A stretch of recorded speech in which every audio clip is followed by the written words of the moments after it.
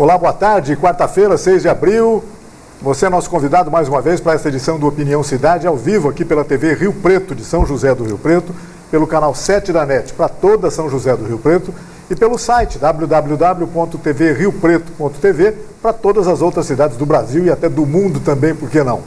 Nós, esta semana, estamos participando de uma programação especial sobre os 59 anos do IBILCE, o Instituto de Biociências, Letras e Ciências Exatas, 59 anos que se completam na próxima sexta-feira. Uma série de atividades está marcada para sexta-feira lá no IBILCE, e esta semana nós estamos entrevistando aqui vários participantes desta grande aventura, desta grande história de desenvolvimento da cultura e do ensino em São José do Rio Preto. No programa de hoje nós estamos tendo a honra de receber aqui o professor Laerte Miola, ex-vice-diretor do IBILCE, também professor aposentado. Brincava com o professor Miola agora há pouco, falei, não, o professor não aposenta nunca, não tem jeito. E a data de validade nunca acaba, né, professor? Nunca acaba. Muito obrigado pela sua presença em nosso programa, é sempre muito oportuno conversar com pessoas como o senhor, principalmente sobre um evento de tal importância quanto este, que é os 59 anos do IBILCE, não é isso mesmo? Boa tarde, Zé Luiz, boa tarde, senhoras e senhoras. Estou à sua disposição. Professor, bom, deixa eu explicar aqui que na sexta-feira haverá uma série de atividades, é o dia de aniversário do IBILCE, uma série de atividades lá na universidade mesmo. Às 8 horas da manhã haverá às 9 horas haverá uma abertura oficial, várias apresentações culturais, entre elas o coral do IBILCE, o quarteto rio-pretense, um pronunciamento da direção da universidade e a apresentação da Comissão de Resgate da Memória FAF-IBILCE. E depois o lançamento do livro Faculdade de Filosofia, Ciências e Letras, FAF, uma história de conquistas e divergências. O professor Miola faz parte dessa comissão de resgate, né, professor? Sim. Participou da grande elaboração desse trabalho. Gostaria que o senhor falasse um pouco disso. Parece que o trabalho primeiro foi dividido em duas etapas, né, para facilitar, porque é muita coisa realmente. Muita coisa. Então, no primeiro momento, fala-se da FAF E depois do IBILCE e Unesp. IBILCE e Unesp, né? Fala um pouquinho sobre o que esse trabalho mostra para que as pessoas que nos estão vendo agora tenham interesse até em ter acesso a um livro desse, porque é um documento histórico de grande importância para a cidade, né? Bom, o livro trata desde os movimentos estudantis e da sociedade rio-pretense para a criação de uma faculdade municipal. O Instituto de Educação tinha um jornal dos alunos chamado Grêmio Estudantil. E lá se destacaram duas figuras. Ibrahim Ramadan, que depois se transformou num grande jornalista da Folha de São Paulo, e o Antônio Pimentel, que nos deu grandes informações. E eles, nesse jornal foram publicados vários artigos, e um artigo de peso do professor da UD, Jorge Simão, que foi o grande idealizador de uma faculdade em Rio Preto. Sem dúvida. Ela foi criada inicialmente como faculdade municipal, mas a prefeitura não tinha realmente condições financeiras para manter essa faculdade. Nós estamos falando de uma cidade com quantos mil habitantes na época, professor? Olha, 67 mil habitantes, por aí. Versava mais ou menos nisso. Certo. Mas era uma cidade rica, muito opulenta, a região muito rica. Então a prefeitura realmente não tinha condições de manter. Embora alguns professores tinham cadeiras no secundário e eles continuavam recebendo como professores do secundário. E houve um movimento dos professores da sociedade, utilizando os políticos, que se destacaram, Alberto Andaló, na época o governador era o Jânio Quadros, e para o movimento de estadualização. E o Aloysio Nunes Ferreira, o pai, ele era deputado e ele teve uma participação muito grande nessa estadualização. Então foram em comitivas até o Palácio do Governo, que na época era Campos Elíseos, né? Campos Elíseos, e depois da negativa do governador, quem conheceu o Alberto Daló sabe que ele não tinha nem estupim, né? E quem conhecia o governador Jânio Quadros também sabia que ele era teatral. Ele virou as costas para o governador, proferiu um palavrão impublicável e foi saindo. Como ele era um líder muito importante para o Jânio Quadros na região, o Jânio Quadros o chamou e falou, eu vou atendê-lo. Então aí foi estadualizado. Começamos com um belo palavrão, então. Um palavrão bem... Pois é. Eu te falo depois em off. Aqui não. Professor, eu já conversando com outras, não fui contemporâneo do prefeito Alberto Daló, não, mas entrevistando várias pessoas que tiveram convivência com ele, a gente sabia que ele gostava muito de recorrer aos palavrões. Ele gostava de falar, era um hábito que a pessoa tinha. Acho que é um problema de italiano, se eu sou assim também. Sem dúvida. Professor, então a universidade começou como municipal e foi logo estadualizada. Foi estadualizada, depois no segundo ano. Segundo ano foi estadualizada. Aí então as coisas começaram a melhorar. E a escolha do primeiro diretor... Isso que eu ia te perguntar, vamos começar por aí. Primeiro diretor. Chegou a haver disputas, que sempre existe mais de um grupo, né? Uma universidade é, por excelência, um grupo plural, né? E é normal que ocorra isso. Então, estou perguntando isso para o senhor, não tinha nada disso. Não houve. O Rafael Grise, o professor Rafael Grise foi o primeiro diretor. Por que ele foi escolhido? Porque ele foi designado pelo governador para ver se Rio Preto tinha condições de ter uma faculdade. E o parecer dele foi favorável. Aí a escolha do diretor foi a imposição do governador Jânio Quadros, mesmo a escola sendo municipal.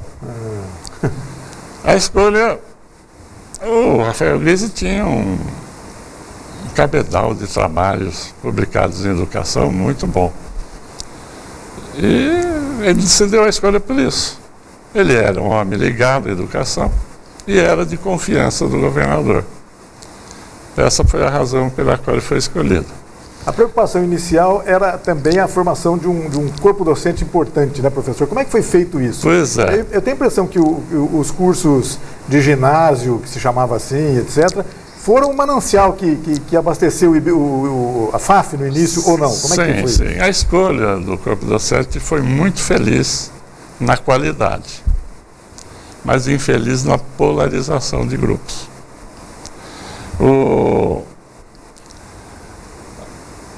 Houve uma escolha de um grupo de professores que era proveniente da Alameda Glete, em São Paulo, onde funcionava o curso de Química, Geologia, na época era História Natural, Biologia e não me lembro qual outro curso. Então houve o convite para professores provenientes de lá, mas não professores de lá, formados lá. Da Universidade de São Paulo. É o caso do Visoto, do Farrad, do Celso Mourão.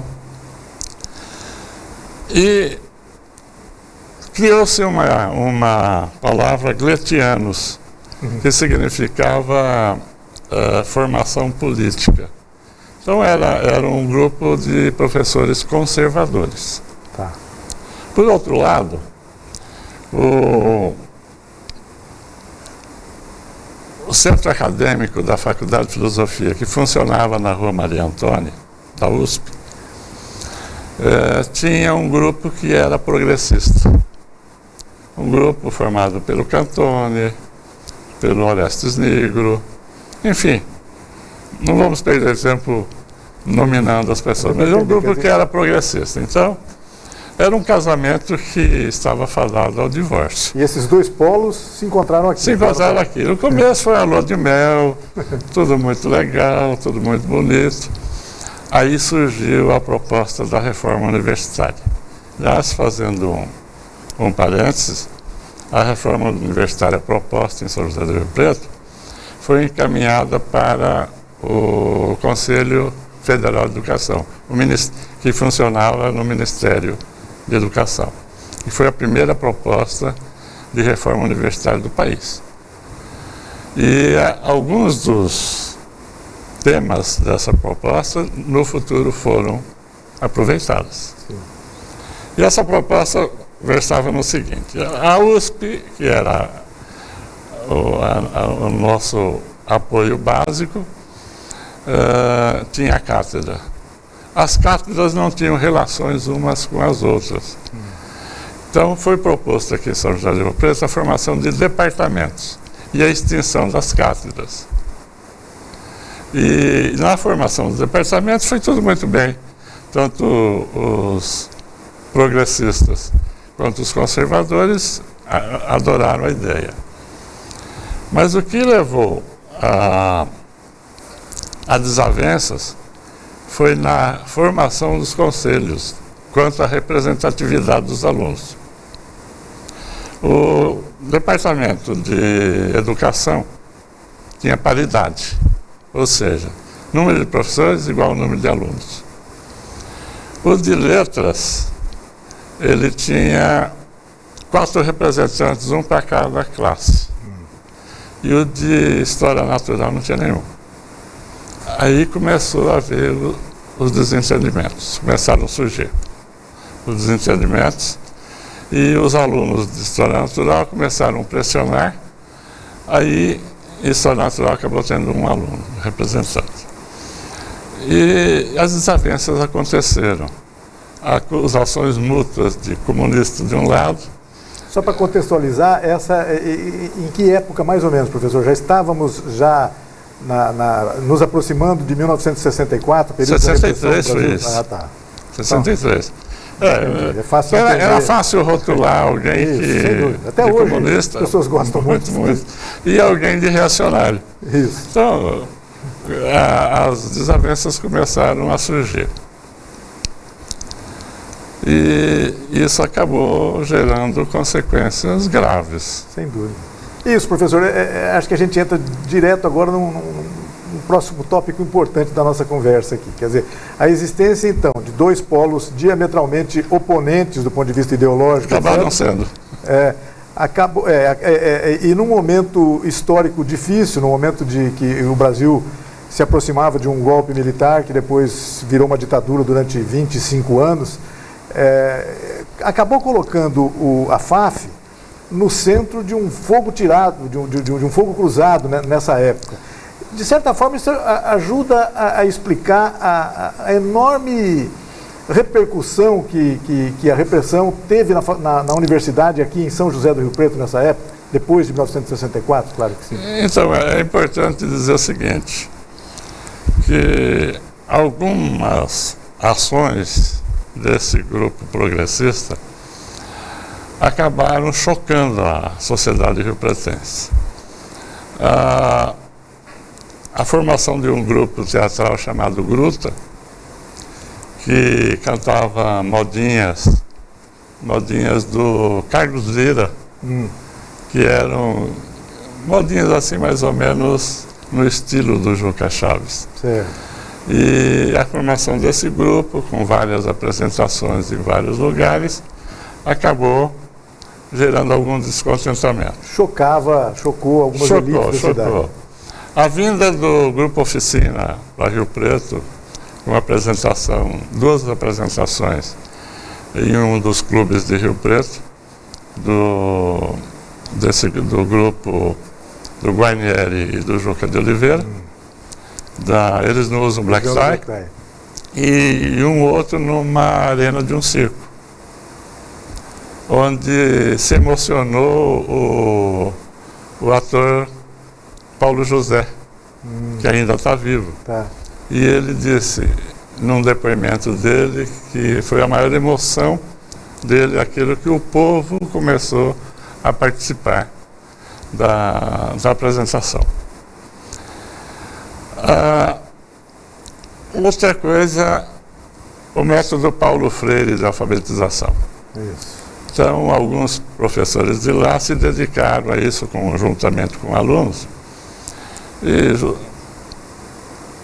fizeram no bairro Esplanada, fizeram entre as prostitutas, fizeram em vários locais, também numa fazenda em Mirassol.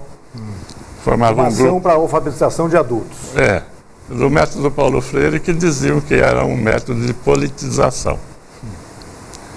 Bom, e na época também coincidiu com a chegada ao pontificado do João Paulo XXIII, que nós adoramos.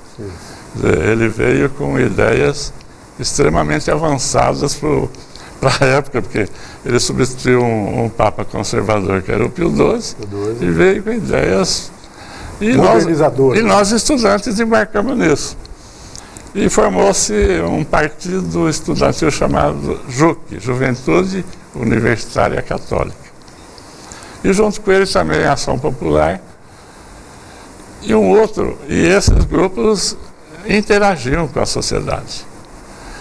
Um outro trabalho que também gerou muito impacto foi um de trabalho junto aos sindicatos, onde constatou-se que um percentual extremamente alto dos empregados não eram registrados, especialmente na construção civil. E o outro fato mais agravante, e que chocou mesmo a sociedade de vez, foi um trabalho de uns lavradores de Santa Fé do Sul, liderados por Jofre Correia. Operação Arranca Capim. Exatamente. E eles vieram a Rio Preto pedir ajuda para a faculdade.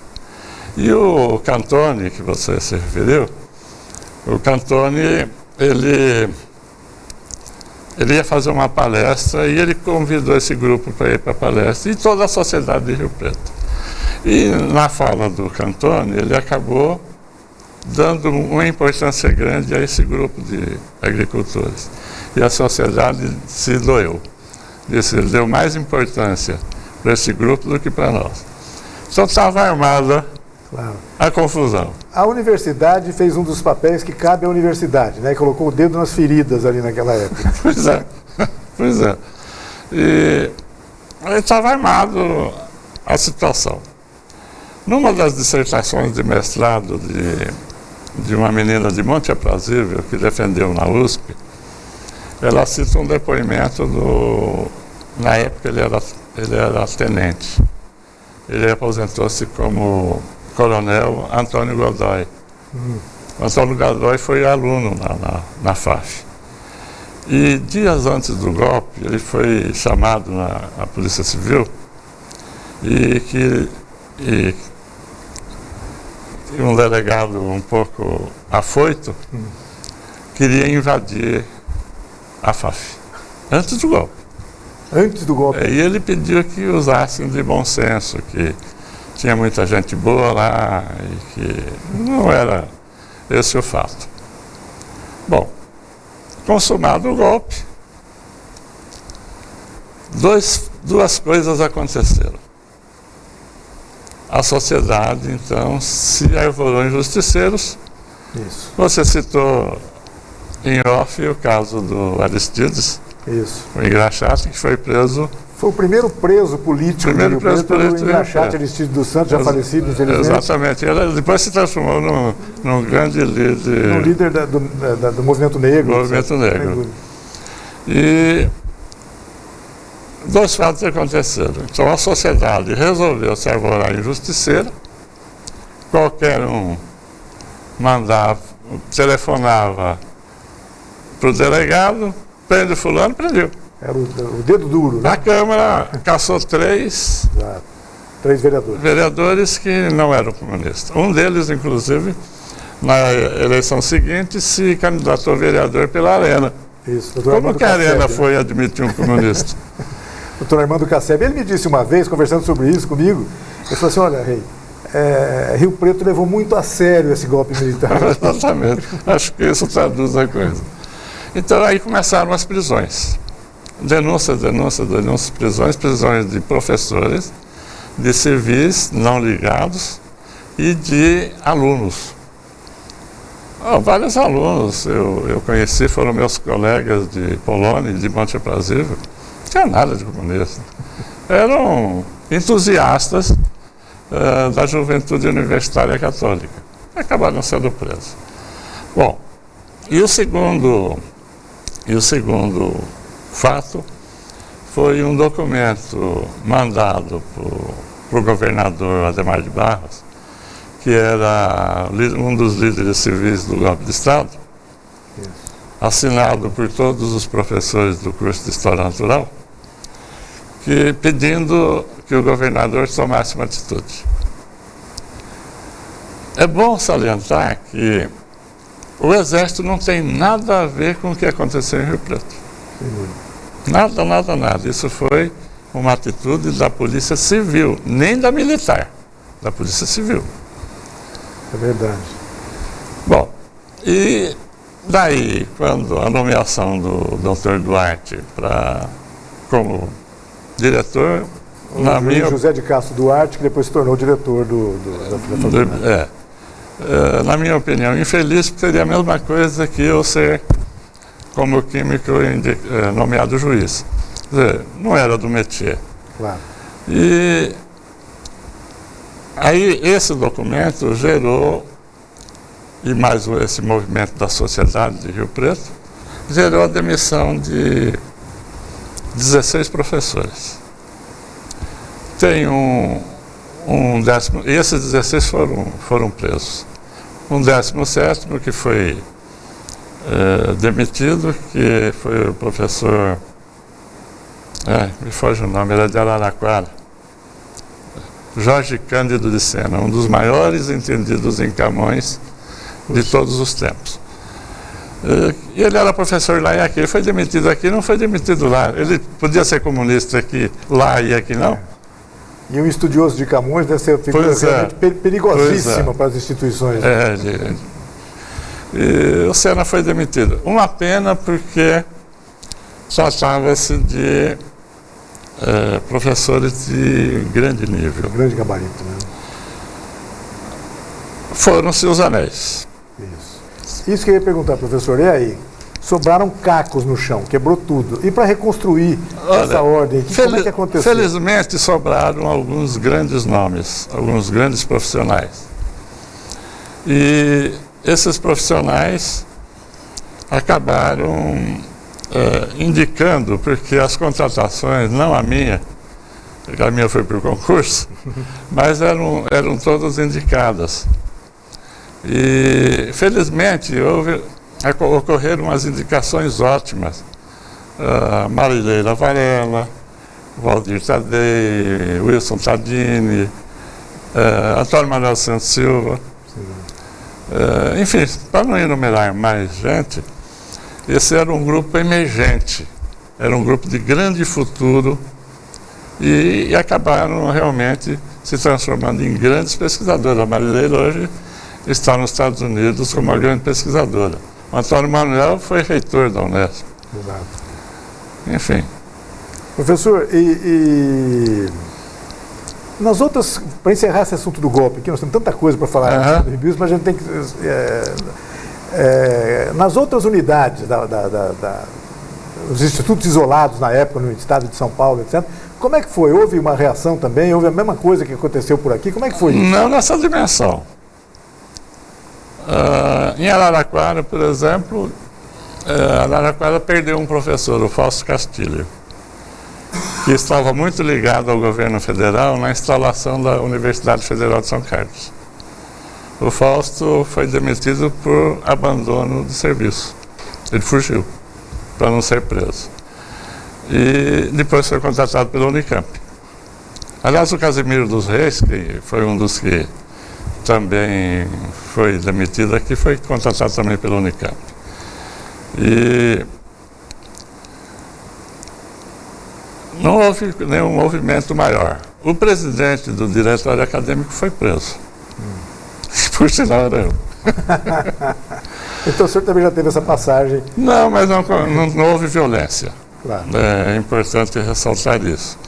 Eu estava no diretório acadêmico e chegaram dois policiais, perguntaram quem era lá e me olha, sou eu.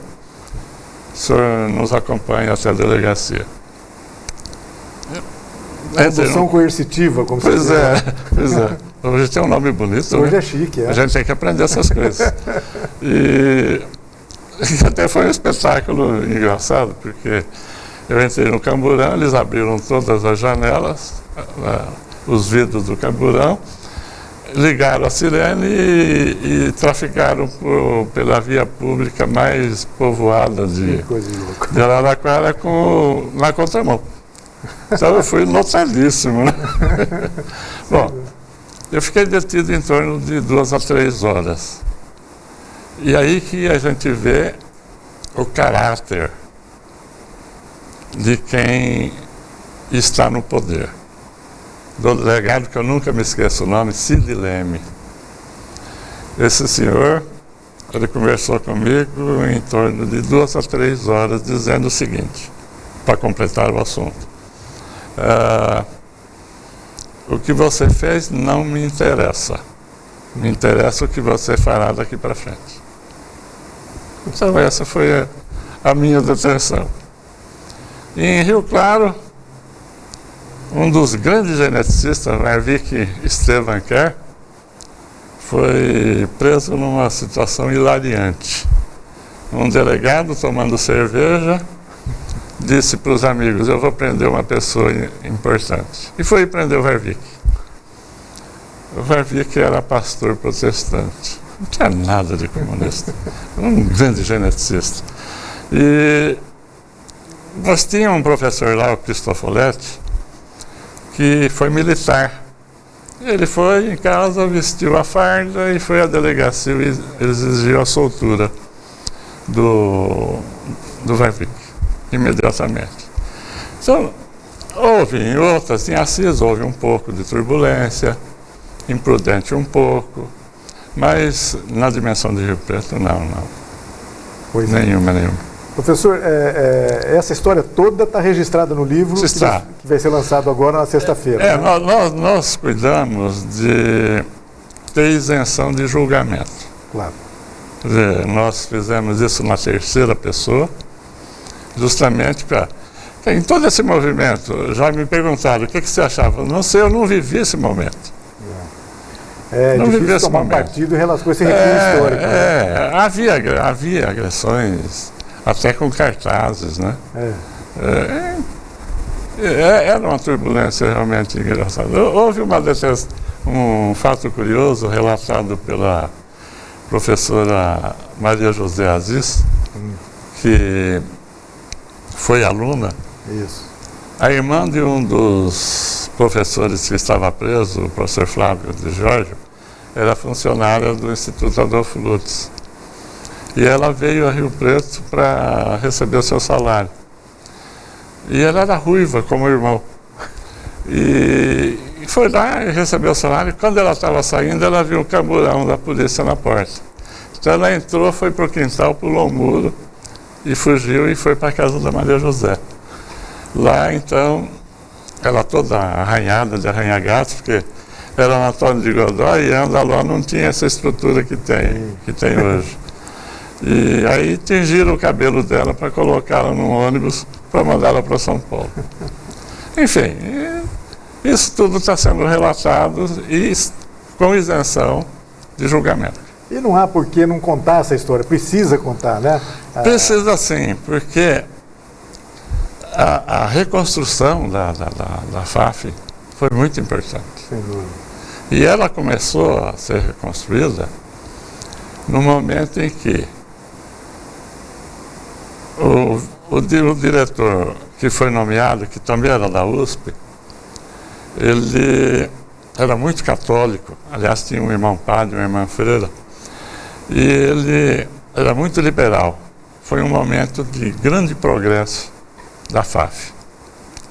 Depois, e seu vice foi o Dr. Celso Volpi. E o Celso Volpi foi o primeiro diretor da casa. E isso foi muito importante. Foi muito importante. E eu fui contratado justamente quando o Celso Volpi era diretor. E naquela época, os professores contratados tinham os seus currículos mandados para o DEOPS. Então, aí eu perguntei para o Celso, como é que você me contratou? Você era uma causa que eu queria. Não mandei seu currículo para o DOPS. Tá certo. Então, e aí, depois dele veio o Farhad Moisés Arido, também da casa. Então essas duas diretorias acabaram alicerçando uma boa reestruturação. Tá certo.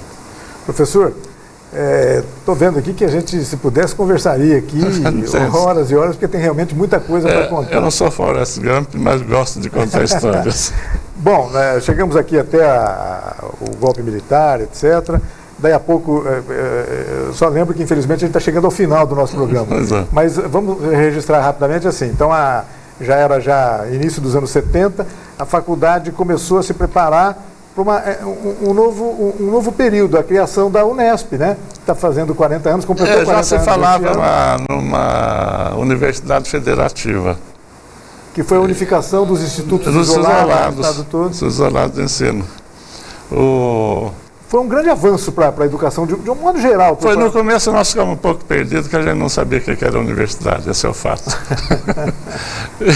Mas, com o tempo, nós fomos nos reestruturando e acabamos chegando nessa grandiosidade que é hoje. E hoje a Unesp hoje é uma das grandes, importantíssimas universidades brasileiras, né? Felizmente. Uma das 3 do estado de São Paulo, a primeira pública do estado de São Paulo que adotou o sistema de cotas, por exemplo, para a admissão de seus alunos, etc. É uma coisa fantástica, né? Sempre pioneira, né? Em relação a isso. Que bacana, professor.